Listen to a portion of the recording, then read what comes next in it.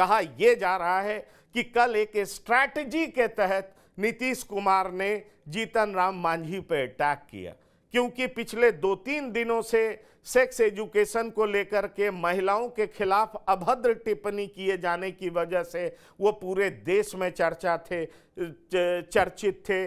उनके इमेज पे बट्टा लग रहा था, भयानक रूप से बीजेपी उनको घेर रही थी, प्रधानमंत्री तक ने बयान दिया। इसलिए एक स्कूल ऑफ थॉट ये भी कह रहा है, एक धड़ा जेडीयू के अंदर का कह रहा है कि ये जानबूझ करके एक रणनीति के तहत ऐसा बोला गया, क्योंकि जब से बोला गया है तब से ये पूरा डिबेट शिफ्ट हो गया है। अब बात ये होने लगी है कि नीतीश कुमार ने बेइज्जती किसकी की, तो जीतन राम मांझी की। नीतीश कुमार ने बेइज्जती किसकी की, तो एक शेड्यूल कास्ट पूर्व मुख्यमंत्री की। नीतीश कुमार ने बेइज्जती किसकी की, तो एक सीनियर नेता की। नीतीश कुमार उग्र हो गए हैं, नीतीश कुमार एग्रेसिव हो गए, इस तरह की बात होने लगी।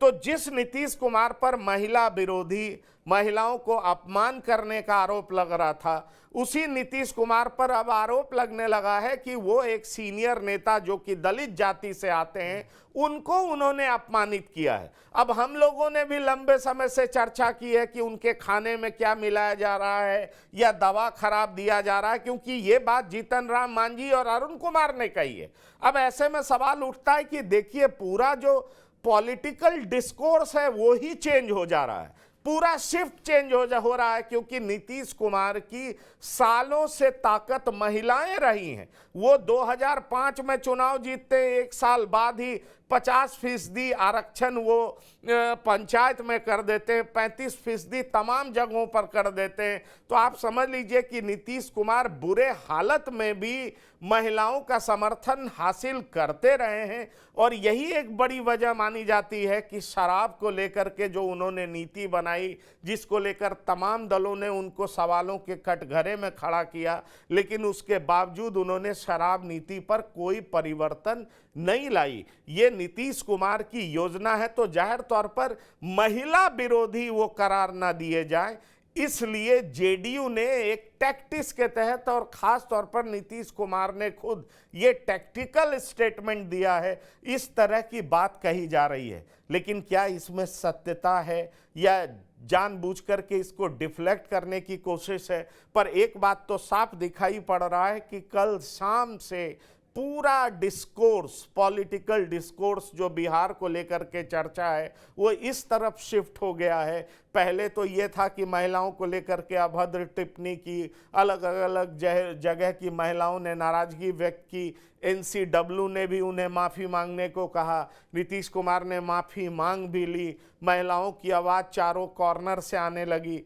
मुझे जानकारी है कि कल एक मीटिंग हुई, नीतीश कुमार ने महागठबंधन के विधायकों की मीटिंग ली, इस पर काउंटर स्ट्रैटेजी तैयार की गई। उसमें कहा गया कि नीतीश कुमार को आड़े हाथों लिया जा रहा है। एक बयान जो कि गलती से उनके मुंह से निकला है, तो प्रधानमंत्री को भी कटघरे में खड़ा किया जाए।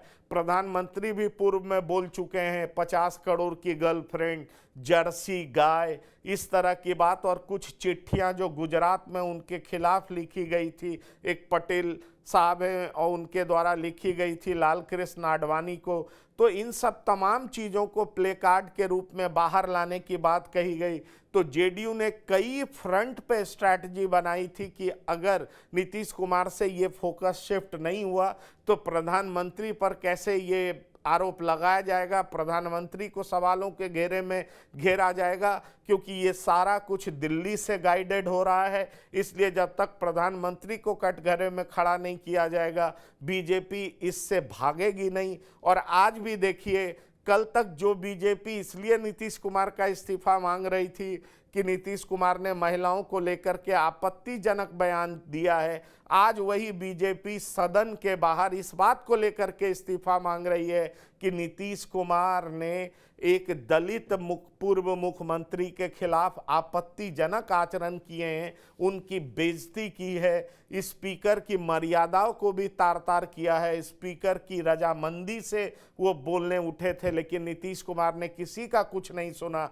तो ये एक रणनीति भी बताई जा रही है।